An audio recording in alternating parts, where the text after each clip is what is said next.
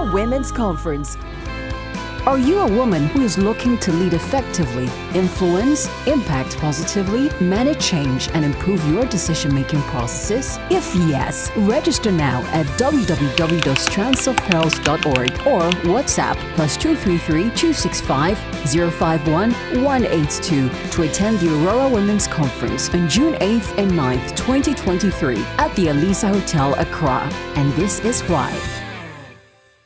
In this one-on-one session, Ashiokai shares a career mapping journey with Susan and the conference delegates. I don't know which point you are in your career, but whether you're at that point you're saying, I need to sit down and try to map out the journey of my career, or whether you're at that point where you're saying, I got it all figured out. I'm happy for you, but I believe that you need to give Susan Quist a listening ear. Susan Quist is a seasoned business executive, and she has a background in labor and employment law, commercial and P&L operations, and corporate administrative.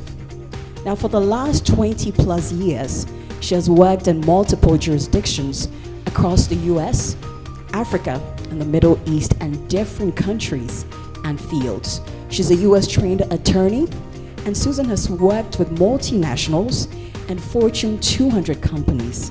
With a round of applause, let's welcome Susan Quist as she helps us figure out how to get the career mapped out.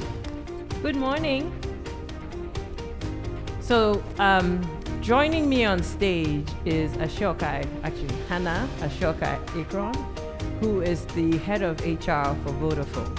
And we're going to have that conversation around career mapping. So Ashiokai, care to join me?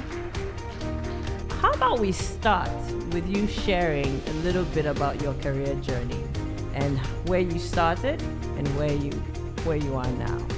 Okay.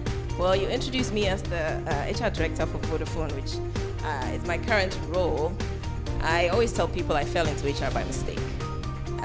So I started my career in marketing, actually.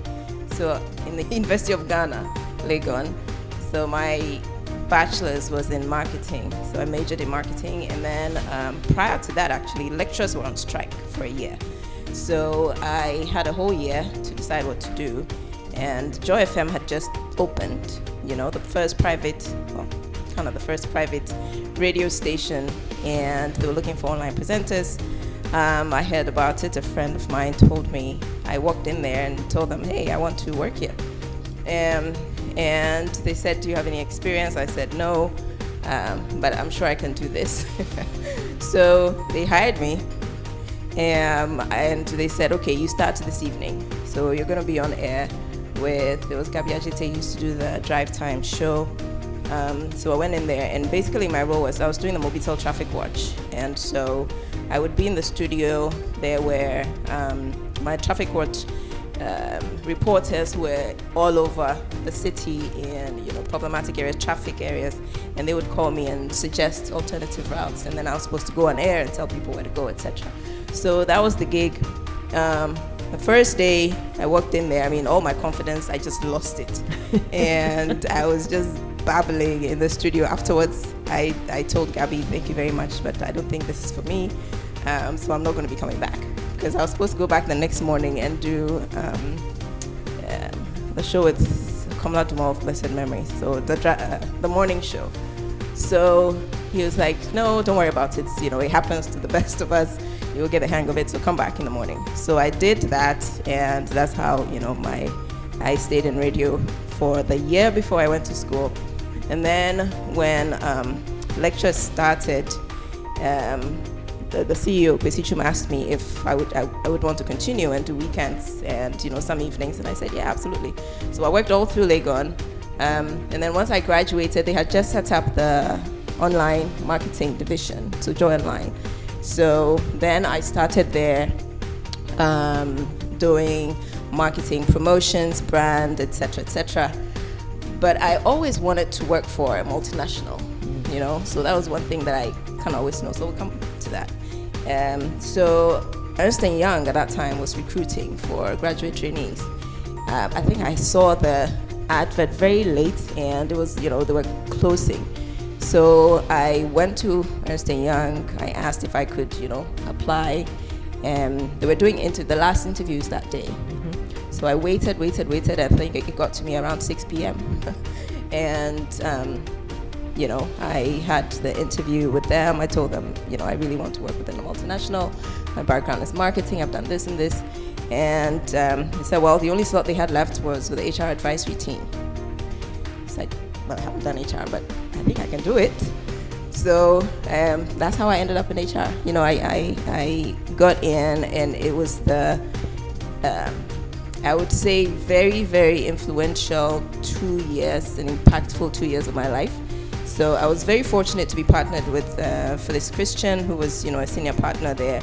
And so I was working with her and her team on a lot of the big projects that they had, compensation surveys across the country, training programs, tailor-made training programs for organizations, executive search and selection. So after 2 years, I was like, well, this HR thing is not how bad. I was really enjoying what I was doing. So I decided then to go and get an education behind it. So that's how I left to the US, to the University of Minnesota, to do my Human Resources and Industrial Relations Masters. I interned with Medtronic, which is the world's leading medical technology company. They're headquartered in Minnesota. So I did my internship with them. And then they gave me an offer for full-time they have a graduate leadership rotation program. So it's a really good way for you to learn various aspects of the role.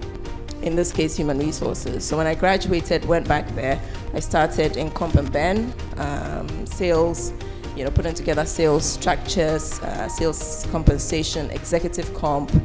And then I moved to my next role, which was talent acquisition, and then HR business partnering. So I was very fortunate that way to have done different parts of it. So after the rotation program, I then moved back to Minnesota and moved into, HR business partnering for a bigger scope. So did different parts of HR, and then I was fortunate enough to do an expert assignment in the UK. They were going through a lot of mergers and acquisitions at that time, and so I was, sent there to help with some of, what was happening. So I did that, then came back to the US. I mean, I was like, I woke up one day and realized, my goodness, I've been working here for 10 years. But because I was developing so much, it wasn't always upward movement, but it was the breadth of experiences. So I decided, I want to try something else. I want to go somewhere else. And then an opportunity came up with Honeywell to work. It was a global role, so I had teams in the US, in Europe, Middle East, and Asia. So it was a pretty big role. It was very exciting. I got to work with very, different teams, trying to build successor paths in, all of these countries that we're operating in. So it was fun. I did that. So I was with Honeywell for about 2 years, and then it was a very pivotal time in my life. I had my daughter. She's 10 now, going on 30. So she was, I'm trying to remember how old she was then, but I was traveling a lot for work. And so one day I had gone to do a training. I was in Switzerland, and then I would call the house every morning and speak to her and the nanny. And then when I called, nobody was picking up, so I started freaking out a little bit. And then the nanny's mom called me, and she said, oh, they were at the hospital because, the nanny had some kind of heart condition, and she was able to call, and it was just the two of them in the house. She was able to call 911 early. They came, got her, and they got my daughter as well, so they were all in the hospital. So rushed back to Minneapolis, and I started thinking to myself, because basically I was on the road and she was at home basically all the time with the living nanny. It wasn't a good situation, and her dad has also just moved. He was in the UK. He had just moved back to Ghana. So I had to make a very tough decision regarding, do I want to, my career was really moving up, but then do I stay and see this thing where it's going, or, I started thinking about maybe it's time to come back to Ghana, because that's where I have the support. I have my parents. I come from a very big family. I have my sisters, and then she would have her cousins as well to play with, etc. So I got a call from a recruiter and saying they had seen my profile on LinkedIn, and they saw I was from Ghana, and so there was this role that had come up with a telco, and were wondering if I would be interested. So it was kind of, things happened. I was very, very fortunate that way. So yeah, started interviewing with Vodafone, made the decision very quickly, and came back. But actually, she came back before I did. She came back about a year before I did, which was one of the toughest things. But I had to do what was right for her. And for me, the reason I didn't move, because work is very important to me. What I do is very important to me, as much as being a mother. And so if I wanted to come back to Ghana, knowing that I was coming to start something, I was in a role. So, so she came, and then I followed, and here I am. 6 years. Wow. Yeah, it's been amazing. That is such a powerful story, Hannah. Are you a woman who is looking to lead effectively, influence, impact positively, manage change, and improve your decision-making processes? If yes, register now at www.strandsofpearls.org or WhatsApp +233 265 051 182 to attend the Aurora Women's Conference on June 8th and 9th, 2023 at the Alisa Hotel, Accra. And this is why.